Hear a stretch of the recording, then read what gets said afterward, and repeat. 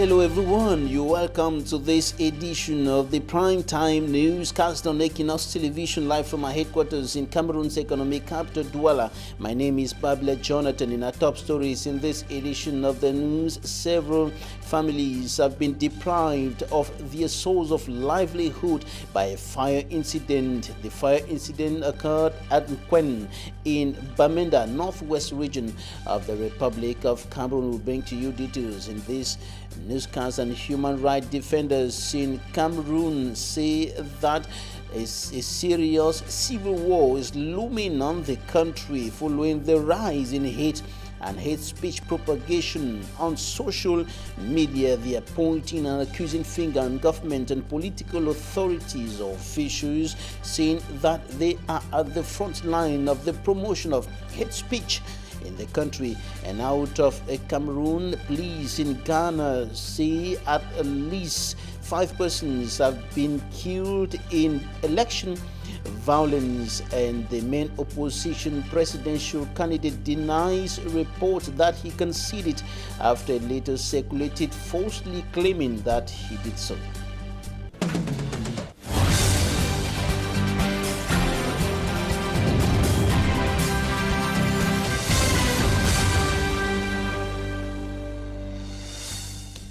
Thank you, dear viewers, for joining us on this edition of the news. We're beginning right away in the town of Bamenda, northwest region of the Republic of Cameroon, where at least 6 stores have been consumed by flames in Nkwen. The fire incident has deprived several persons of their source of livelihood. Details in this report compiled by Sumanjik and Gabriel. One time! Inhabitants of Cave Entrance in Nkwen neighborhood struggling to save some vehicles as flames engulfed a resident.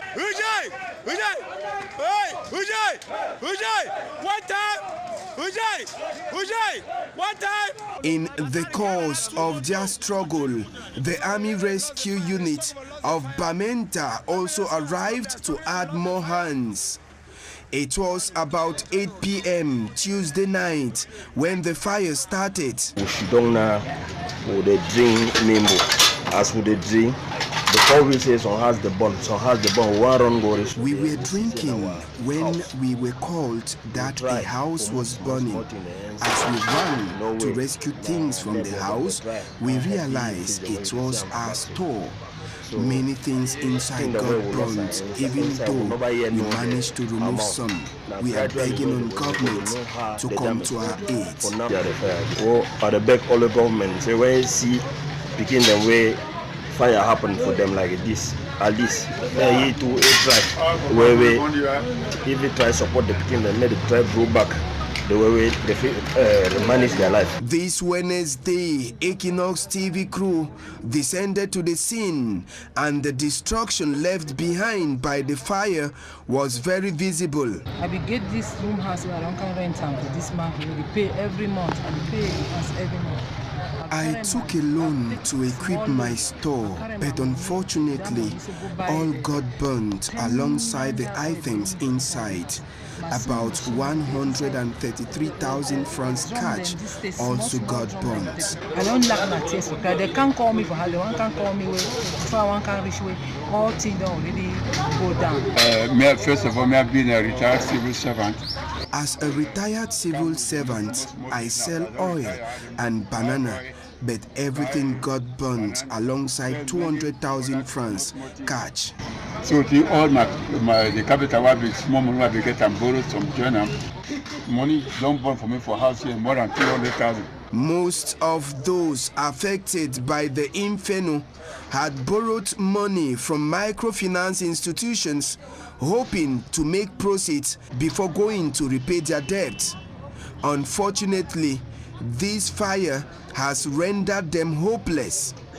Even though the cause of the inferno is yet to be established, fingers are pointing at an electricity pole that has always produced sparks at ungodly hours in the neighborhood.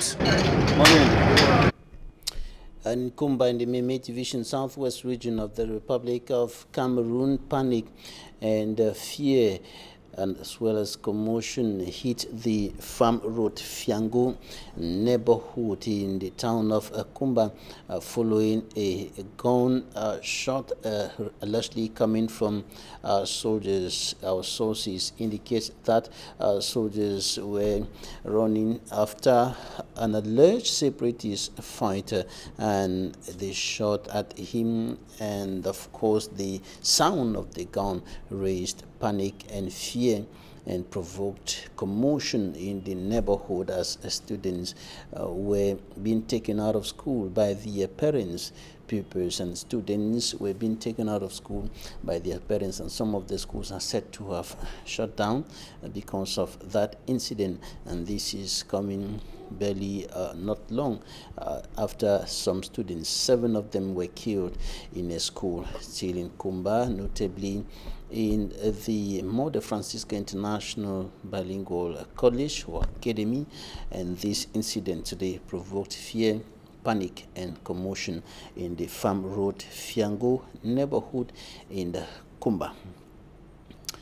On to something else now. Human rights defenders in Cameroon say a dangerous civil crisis wave is looming in Cameroon following the rise in hate and hate speech propagation on social media. According to some of the human rights defenders who were speaking to us today here in Douala, the hate speech is being propagated mostly by government and political officials. For me, I'm Sonsanda has more.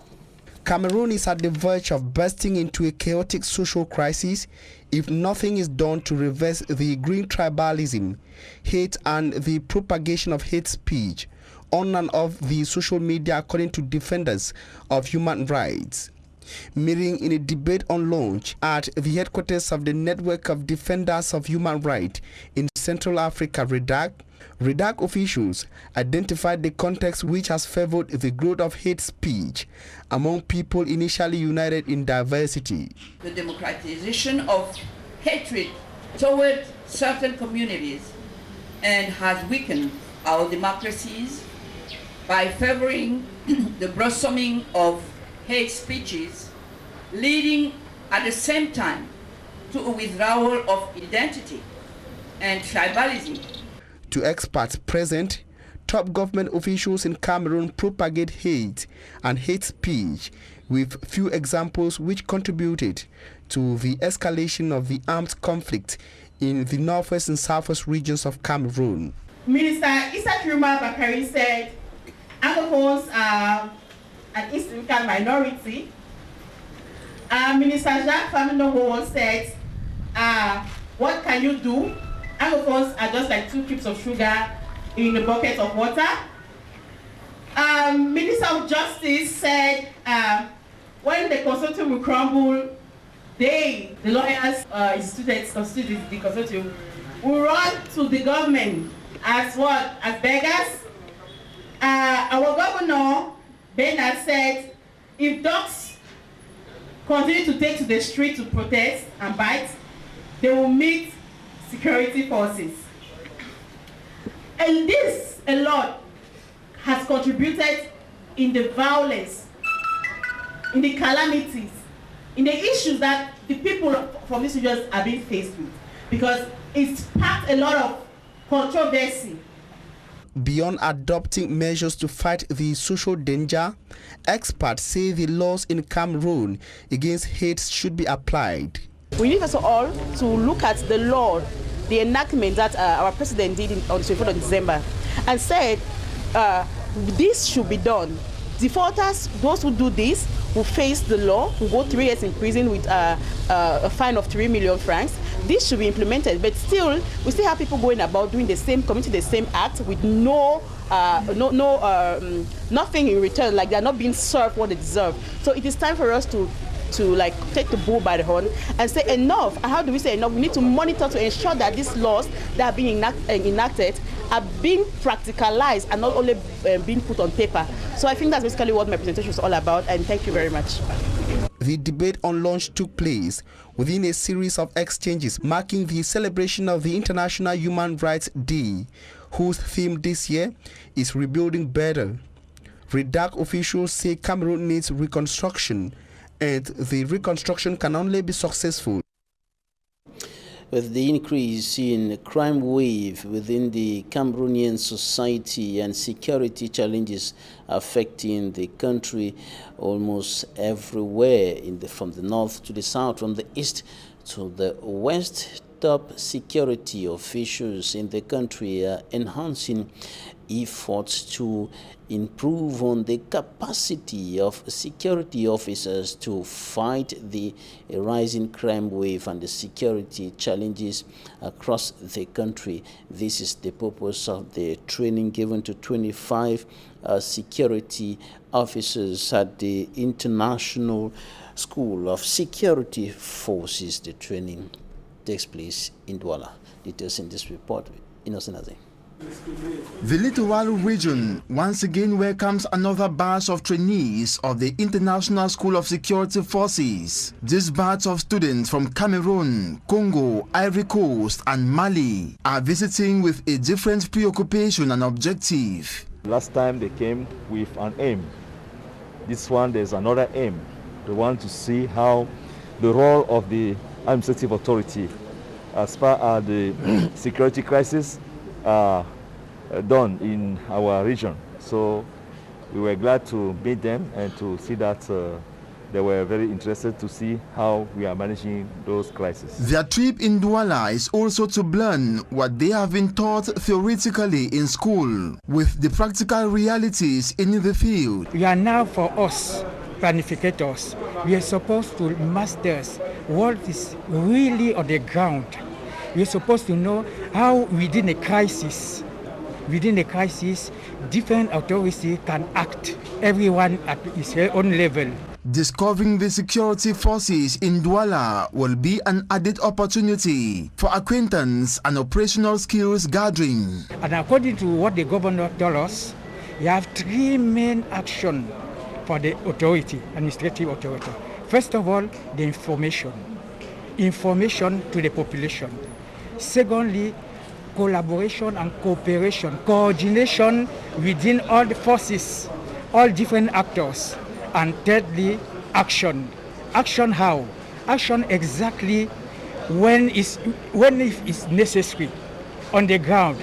We can take the example of the crisis we are facing now in the northern service, so that we have to act within different components. Their training is in the field of security studies as far as international security and peacekeeping missions are concerned.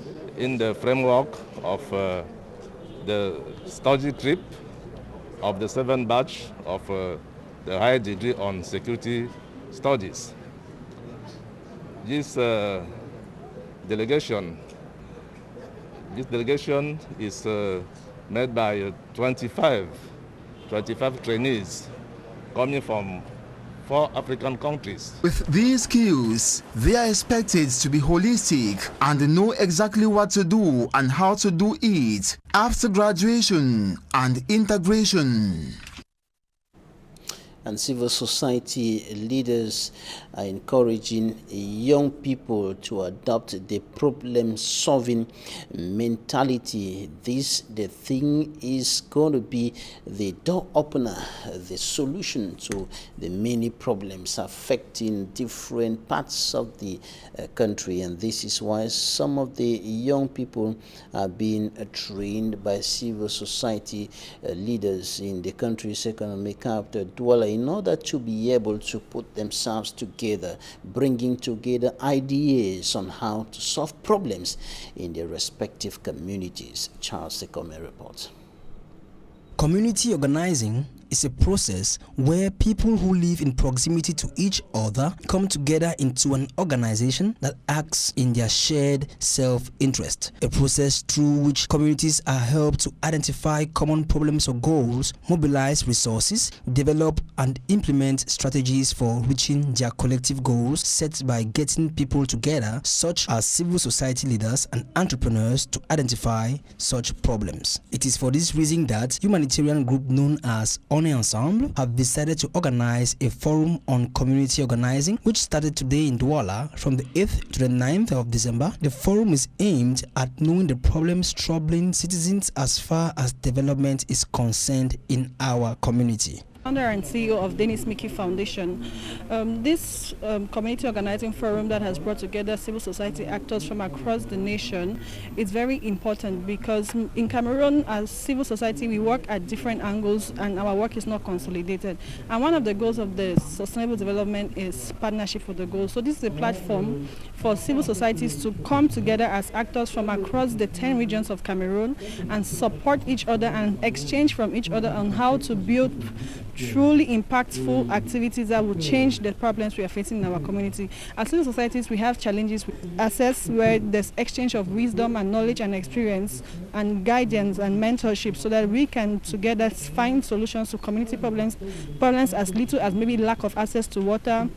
A forum which discussed the engagement of citizens in community organizing, which entails the confidence of the citizens during capacity building, regular meetings and reunions within citizens in various communities, investigative information for a better society, which is primordial to the security of justice and media organs. Abonnez Ensemble, in English parlance, we are together, expects people to embrace this initiative for a better society and a more proactive community. Police in Ghana says that 5 people have been killed in election violence. Police sources say there were 21 cases of electoral violence across the country, including several shooting incidents. And the main opposition presidential candidate in Ghana's elections has denied reports that he conceded after later circulated falsely claiming that he did so. John Mahama's National Democratic Congress has said the letter, which bears the party's logo and is apparently authored by him, is fake, and the letter says the results so far do not give John Mahama any tangible pathway to the presidency. It congratulates incumbent Nana Akufo-Addo. Mr. Mahama said he has not congratulated anybody. Take a listen. C'est quoi? Yeah, thank you very much. Let me thank the media for responding to our call at such short notice, and to thank the people of Ghana for what has been an exciting election. I want to state categorically and firmly that I've not congratulated any person.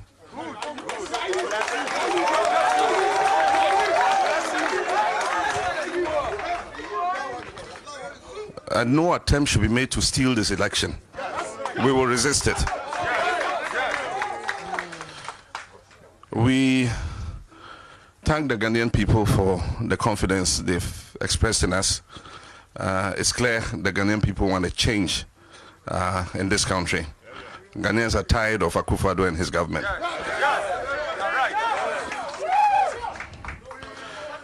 We thank the electorate for giving us a working majority in Parliament, 140 seats in Parliament, which is a majority. And no attempt should be made to subvert that. I've looked at the results we've collated so far, and I'm excited, I'm happy with the results. And we won in 10 regions out of 16, and the Ghanaian people have expressed confidence in us. We would resist any attempt to subvert the will of the people.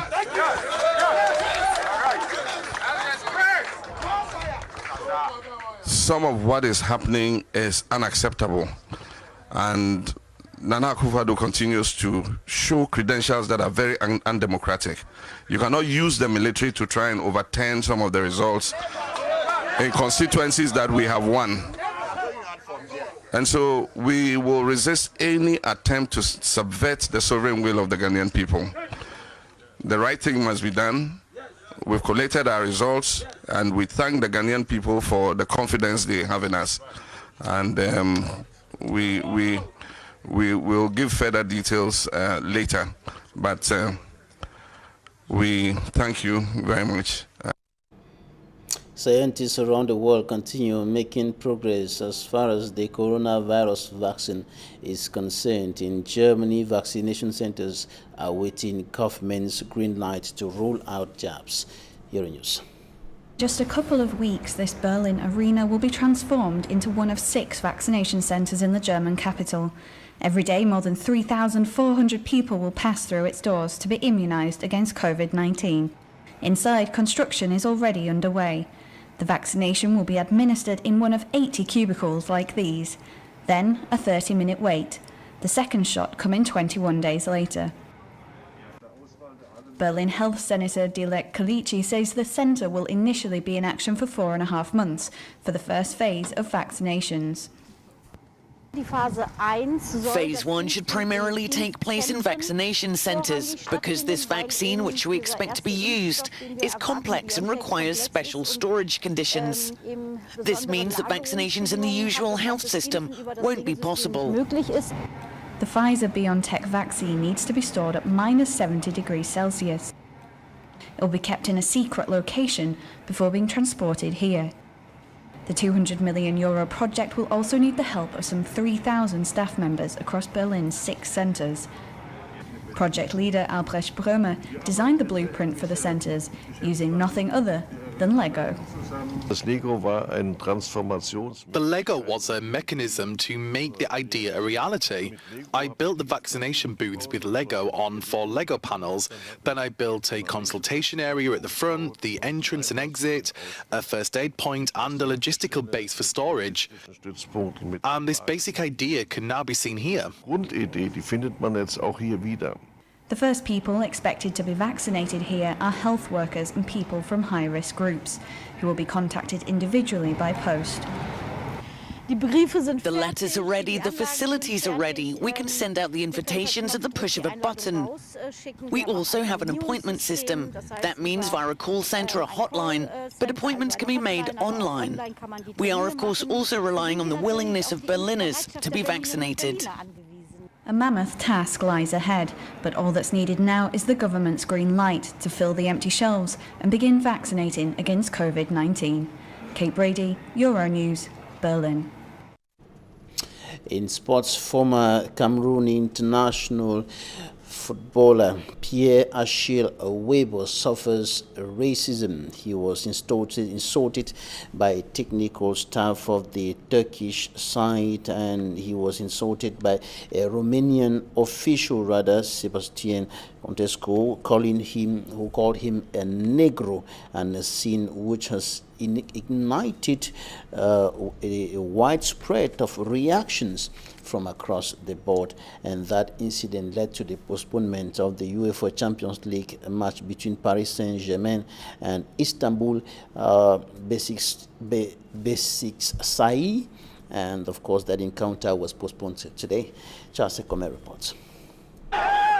A tackle from Presnel Kipembe on a player from Istanbul Besiktas, and the club's reserve bench firmly protests against the referee, who had already sanctioned 2 players from the team. The referee went on to sanction some staff on the reserve bench, and that's when his 4th assistant, Sebastian Contescu, addressed Pierre-Achille Awebo, who is part of the technical staff of the team, as Negro. The former Indomitable Lion, who had just received a red card, was protesting against the racist term and derogatory language in a professional environment. The match is quickly interrupted, and Demba Ba, one of the players in the club, goes to the 4th assistant demanding explanations on why he had to call Achille Awebo Negro. The players from both clubs returned to the dressing room, and the match is officially stopped due to racist actions. The match has been reprogrammed by UEFA this Wednesday with new referees. Reacting to this outrage, Kylian Mbappe writes on his Twitter account, "No to racism. Mr. Awebo, you have our support." A widespread of reactions as the president of Turkey,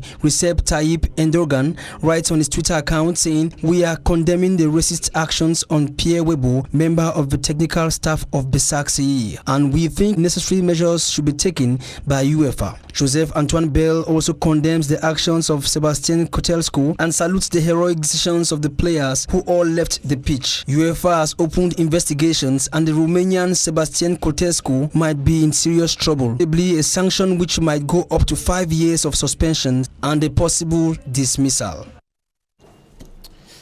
That's it for today's edition of the news. Thank you for staying with us. Équinoxe is up next.